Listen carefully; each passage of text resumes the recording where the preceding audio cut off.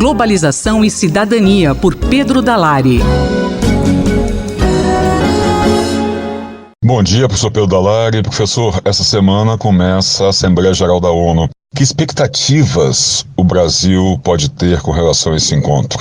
Começa nesta semana, na cidade de Nova York, mais uma sessão anual da Assembleia Geral da Organização das Nações Unidas, evento que ocorre desde o ano de 1946. 193 países compõem aquela organização internacional, que é realmente o espaço privilegiado de discussão e definição de políticas de caráter universal e também de defesa da cidadania no mundo globalizado. Já na próxima semana, a partir da terça-feira, dia 24, tem uma parte muito importante da Assembleia Geral, que é a sessão em que falam os representantes de cada um dos 193 países que apresentam as posições do respectivo país sobre os temas de importância na realidade. Em geral falam os presidentes da República, ou primeiros ministros, ou ministros de Relações Exteriores. Desde 1950, ou da década de 1950, por uma tradição fixada na ONU, é o Brasil o país que abre esta sessão de apresentações dos chefes de Estado e de governo. E neste ano há uma grande expectativa em torno do pronunciamento que será feito pelo presidente Bolsonaro, ou caso a sua situação de saúde não permita ir aos Estados Unidos, pelo representante brasileiro que ocupará a tribuna. E por que essa expectativa, professor? Não é que nos anos anteriores não houvesse atenção ou deferência ao pronunciamento brasileiro, mas ele era bastante previsível, já que desde a redemocratização do Brasil em 1985 e até o ano passado, houve, em caráter permanente, a defesa do multilateralismo, dos direitos humanos, do meio ambiente, fazendo com que o discurso brasileiro fosse, de certa maneira, já previsto pelos países membros. O Brasil tem realmente endossado o multilateralismo a ponto de ser um dos pouquíssimos países da ONU que mantém relações diplomáticas com todos os outros países da organização. Ora, o atual governo mudou radicalmente esta orientação nos poucos meses da gestão.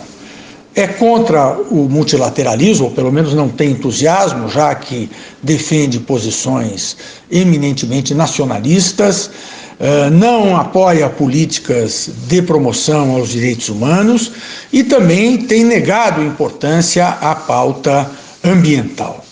E estes temas são de especial relevância para a ONU. Neste ano, por exemplo, a Assembleia Geral vai dar grande primazia ao debate sobre o combate ao aquecimento global e também ao desenvolvimento sustentável, bandeiras que não têm contado com o apoio do governo brasileiro. Além disso, é importante lembrar que nas últimas semanas o governo brasileiro e o presidente da República em particular praticaram condutas muito inadequadas do ponto de vista diplomático, com as ofensas à primeira-dama da França e ao pai da ex-presidente do Chile, Michelle Bachelet, não é? E isto poderá ter repercussão no momento da fala brasileira na Assembleia Geral da Organização das Nações Unidas. Assim, na próxima terça-feira teremos um momento bastante importante para a presença brasileira na esfera internacional, com grande atenção, certamente, da opinião pública mundial, e será importante acompanhar este evento que terá, indiscutivelmente, muita repercussão para esta posição do Brasil no mundo globalizado. Esse foi o professor Pedro Dalari, que conversou com Marcelo Hollenberg para a Rádio USP. Globalização e Cidadania, por Pedro Dalari.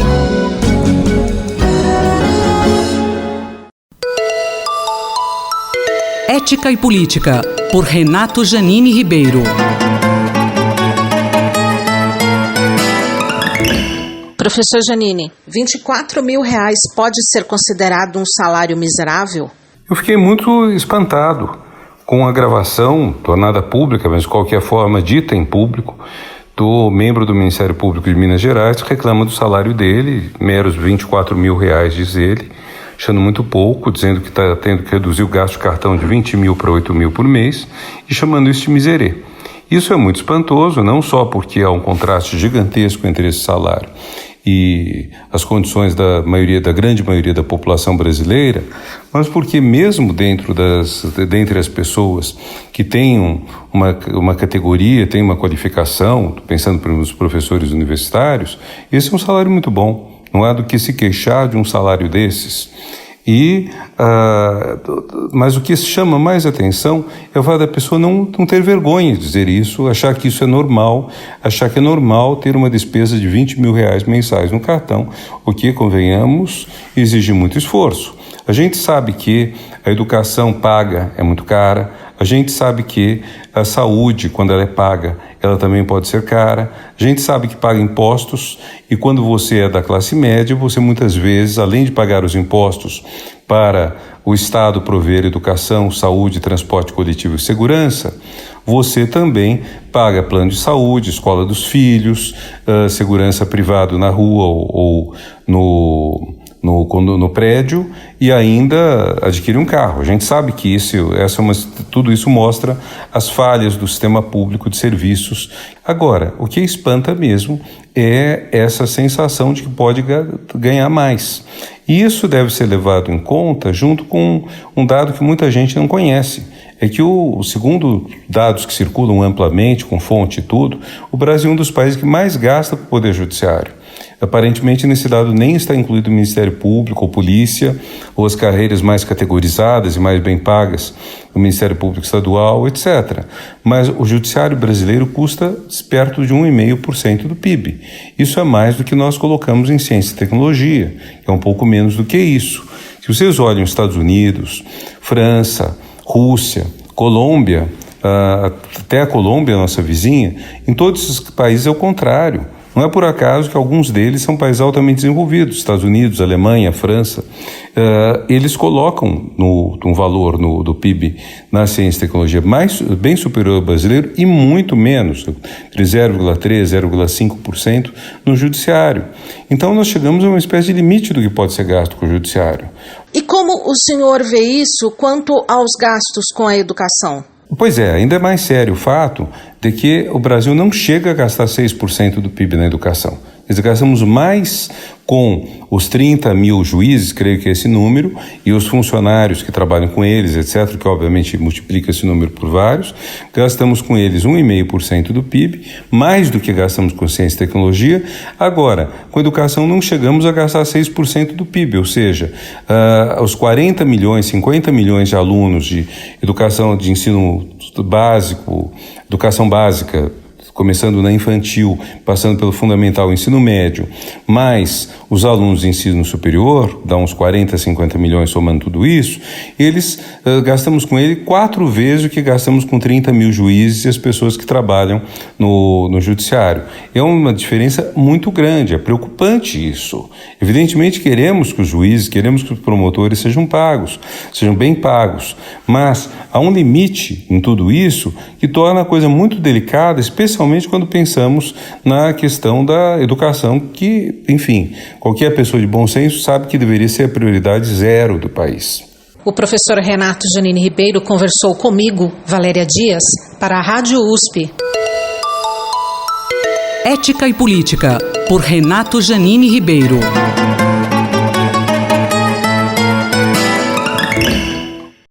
Reflexão econômica por Luciano Nakabashi.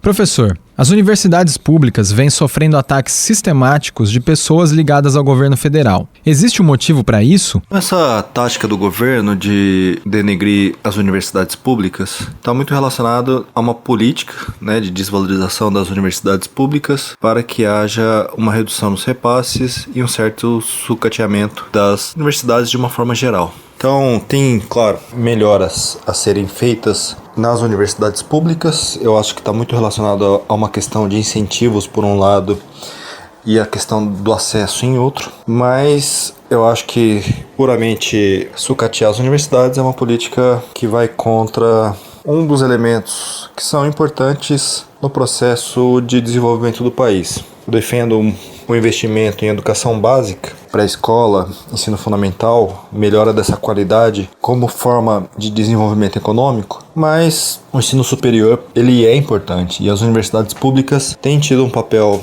importante na formação de pessoas que exercem ou exerceram cargos fundamentais no processo de desenvolvimento do nosso país. E a massa crítica que existe nas universidades e que passa pelas universidades acaba sendo importante também na formação de opinião e nos rumos, de uma forma geral, do país.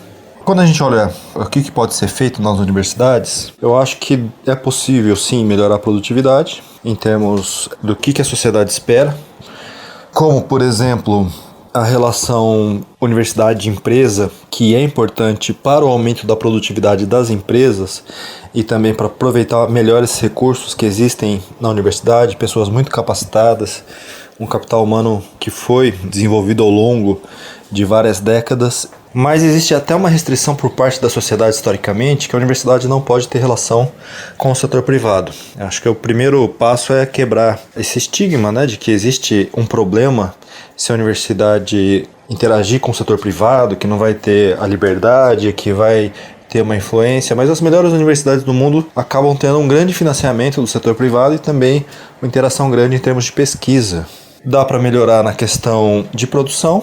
Eu acho que formação dos alunos vem tendo um papel importante e esperado. Eu acho que só a questão, que é uma outra discussão, qual é o tipo de aluno que está recebendo esse benefício. Acho que mudou um pouco, tem mudado um pouco, mas acho que é uma questão de melhora dos ensinos anteriores, dos níveis anteriores, para que as pessoas que venham de famílias mais pobres tenham condições de entrar em universidades públicas. E a questão de ser pago ou não também é uma outra questão. Então é necessário melhorar. Isso vem acontecendo nos últimos anos? Num estudo que saiu no próprio jornal da USP, em 5 de setembro de 2019, nesse estudo coloca que 15 universidades públicas produzem 60% da ciência brasileira, mas não só isso. A gente tem que melhorar em termos de produção científica, principalmente na parte de qualidade, mas isso vem acontecendo. E em termos de quantidade, também. Então hoje, se a gente pegar a USP, por exemplo, ela produz mais artigos científicos, forma mais alunos, com menos técnicos administrativos e a mesma quantidade de professores, ou seja, e tem uma interação maior também com as empresas. Então, a produtividade tem aumentado bastante na USP e em outras universidades públicas, né? O que esse estudo aqui mostra, além desses 60% que tem uma certa concentração em algumas universidades, mas que também vem ocorrendo um aumento importante da produção científica no Brasil. Se a gente pega de 2013 a 2018, teve um crescimento de 30% na produção científica, o que foi um crescimento dobro da média mundial, que foi de 15%, e cresceu muito também a interação com a indústria. Então, quando a gente pega diversos indicadores, tem que melhorar a qualidade, já vem ocorrendo isso em termos de publicação, é uma geração de conhecimento que é importante, ainda mais quando a gente interage com o setor privado para levar esse conhecimento, essas inovações, difundir conhecimento que às vezes é gerado no Brasil, às vezes fora do Brasil, mas que é por pesquisas, né? Esse conhecimento fica muito restrito, às vezes, às universidades aqui no Brasil. Então, as universidades públicas têm que ser repensadas em alguns pontos.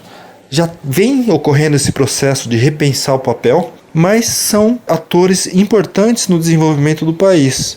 E a gente vem percebendo essa transformação. Eu sou Gabriel Soares, nós ouvimos o professor Luciano Nakabashi, da FEA USP Ribeirão. Reflexão econômica por Luciano Nakabashi.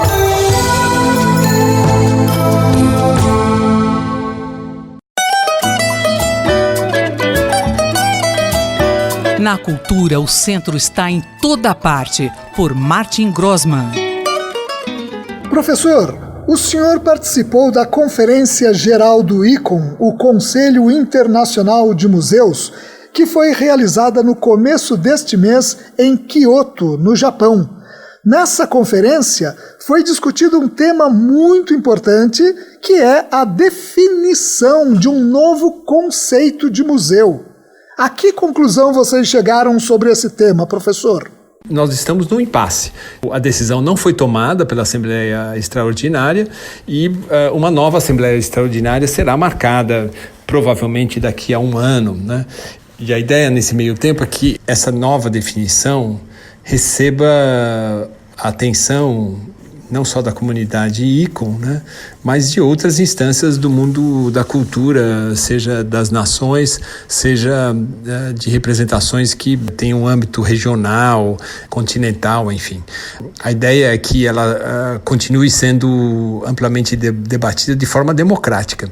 O que é importante dizer aqui é que a grande mudança é que não é uma definição a princípio, é muito mais uma carta de intenções, seria uma missão do ICOM, o que se propõe, né? A nova definição diz o seguinte: museus são espaços democratizantes, inclusivos e polifônicos, orientados para o diálogo crítico sobre os passados e os futuros. Reconhecendo e lidando com os conflitos e desafios do presente, detém, em nome da sociedade, a custódia de artefatos e espécimes, salvaguardando memórias diversas para gerações futuras, garantindo a igualdade de direitos e de acesso ao patrimônio a todas as pessoas. Os museus não têm fins lucrativos, são participativos e transparentes, trabalham em parceria ativa com e para comunidades diversas na coleta, conservação, investigação, interpretação, exposição e aprofundamento dos vários entendimentos do mundo, com o objetivo de contribuir para a dignidade humana e para a justiça social, a igualdade global e o bem-estar planetário. Isso contrasta com a definição vigente, que foi burilada desde meados da década de 40, que acabou incluindo a questão da sociedade, da comunicação, do patrimônio imaterial, e ela se apresenta dessa forma: o museu é uma instituição permanente, sem fins lucrativos, ao serviço da sociedade e do seu desenvolvimento, aberta ao público, que adquire, conserva, investiga, comunica e expõe o patrimônio material e imaterial da humanidade e do seu meio envolvente com fins de educação, estudo e deleite. Vocês veem que essa discussão não é fácil e que vai demandar um grande investimento de todos os envolvidos, né? E certamente é fascinante que isso esteja acontecendo. Vamos acompanhar. Quais outros temas foram discutidos na Conferência Geral do ICOM? Iniciamos, né, com debates bem interessantes sobre a questão como que os museus, qual seria esse papel dos museus numa agenda de desenvolvimento sustentável, né, considerando os 16 objetivos lançados pela Unesco em 2015. Um outro assunto que ocupou também a plenária foi processos de decolonização dos museus, né, e o papel que os museus têm nesses processos, e também a questão da restituição, né, lembrando que o presidente francês, de uma forma bastante polêmica, disse que a França deveria pensar numa restituição, né, de parte das suas coleções para países que são detentores, de certa maneira, desse patrimônio, né? Como o senhor vê o comportamento da mídia na cobertura desse evento tão importante para a cultura no mundo, professor? Interessante ver que a mídia internacional tem feito uma cobertura significativa desse momento, que tem se mostrado histórico, né? Chama atenção que no Brasil a nossa mídia não teve uma repercussão esse assunto aí, né? Mas em Portugal, na Espanha, em outros países do continente europeu é um assunto em pauta, assim como nos Estados Unidos. De Tóquio, no Japão, o professor Martin Grossmann conversou com Roberto Castro. Na cultura, o centro está em toda parte, por Martin Grossmann.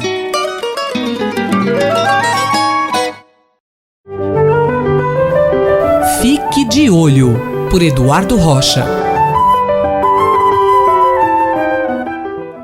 O Prêmio Internacional Visão de Antônio Chapalimau 2019 vem para instituições brasileiras. Professor, quais são essas instituições? Olá, hoje nós vamos tratar de uma questão que orgulha muito o Brasil e quem trabalha para o bem-estar da visão e no tratamento das doenças oculares.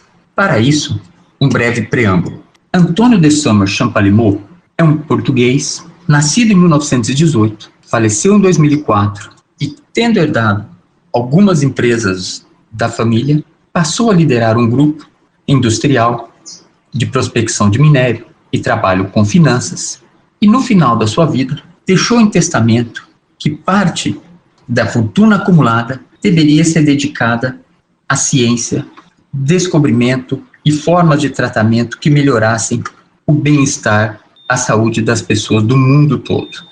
Desde 2007, uma equipe examina propostas do mundo todo e atribui anualmente o prêmio Visão Antônio Champalimaud. O motivo de festa, de comemoração, é que o ano de 2019 teve como premiado o Brasil. Na verdade, 3 instituições públicas brasileiras, 2 universidades públicas, uma do estado de São Paulo, a Unicamp, uma federal, mas também localizada em São Paulo, mas que também realiza trabalhos em vários estados, a Unifesp, e uma fundação privada, a Fundação Altino Ventura, que está sediada em Recife, Pernambuco. Os 3 brasileiros, entre propostas do mundo todo, dividiram o prêmio e receberam diretamente das mãos do presidente de Portugal uma bela cerimônia, 4 de setembro de 2019. Qual a importância desse prêmio? Esse prêmio, que em outros anos já foi otorgado a instituições muito famosas do mundo todo, como na Índia, Helen Keller, que tem braços espalhados por todo o mundo, esse ano chegou a 3 brasileiros. Com essa peculiaridade, poderia ter sido dividida entre entes de diferentes países, entre instituições com diferentes características, mas as 3 trabalham dentro do Sistema Único de Saúde, promovem pesquisa, formação de pessoal e atendimento à população. Esse sistema único, financiado pelo imposto dos brasileiros, que é único no nome, é único no seu tamanho e é único na abrangência, na sua universalidade, como destacam algumas pesquisas que celebram os mais de 30 anos agora comemorados pelo SUS e que recebeu um título recente em um livro que trata dessa trajetória, um professor pesquisador da Fiocruz, SUS, o desafio de ser único. Assim, registro aqui o reconhecimento às 3 instituições brasileiras, Fundação Altino Ventura, Unicamp e Unifesp, pelo trabalho e pelo reconhecimento internacional, e vinculo, em parte, a esse homérico trabalho de realizar a sua tarefa dentro do Sistema Único, atuando na formação de altíssimo nível de pesquisadores, de médicos especialistas e de profissionais de outras áreas, e trabalhar dentro da universalidade do atendimento público e gratuito de saúde do Brasil. Parabéns às 3 instituições brasileiras e parabéns ao Sistema Único de Saúde do Brasil por esse reconhecimento. Muito obrigado. Nós ouvimos o professor Eduardo Rocha, da Faculdade de Medicina da USP em Ribeirão Preto, Ferraz Júnior, da Rádio USP Ribeirão. Fique de Olho, por Eduardo Rocha.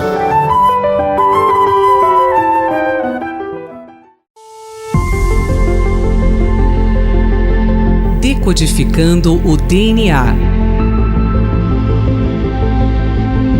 com Maiana Zatz.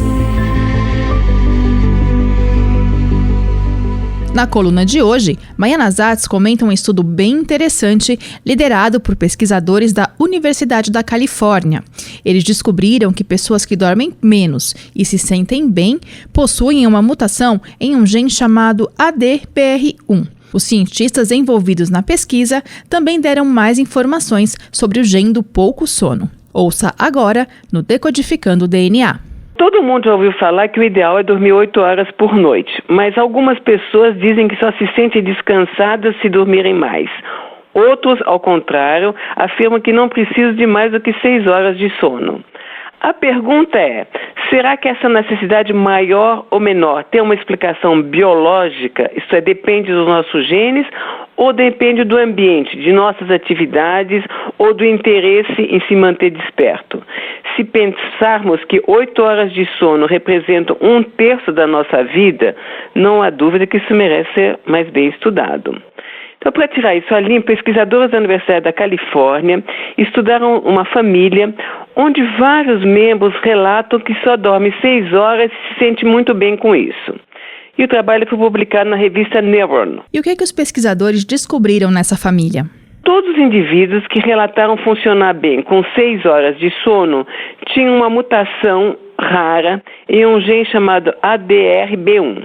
O próximo passo era saber como funciona esse gene e se de fato a necessidade de pouco sono poderia ser atribuída a essa variante genética. Professora, e o que esse gene faz? Ele codifica um receptor adrenérgico beta-1, que é envolvido com os efeitos do hormônio epinefrina. A epinefrina é chamada também de adrenalina. É um hormônio que aumenta os batimentos cardíacos e o nível de glucose no sangue.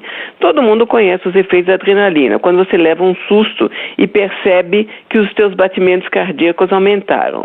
Então foi a primeira indicação de que essa mutação poderia de fato ter uma função cerebral.